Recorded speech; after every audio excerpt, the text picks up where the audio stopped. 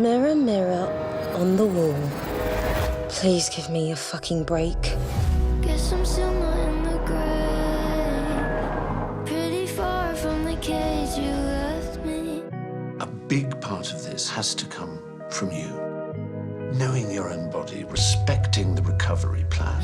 And I admit that I was scared as hell of the things that I might do to myself. I understand what I need to do now, so I can go back to school and see my friends and just be normal again.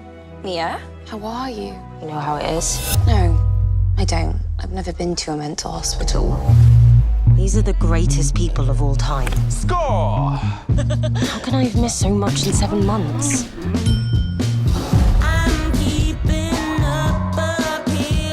Yo, Bex, what you saying?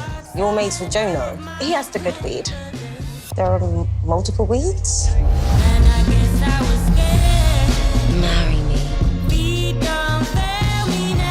I used to write these lists every day, drowning out the bad thoughts. You take a year of my life, Cam, a year. You needed help, Mia! Didn't realise they were drowning out the good as well. All the things I didn't realise I'd have to catch up on. If you're gonna do something wrong, do it right. Proper montage moment. Don't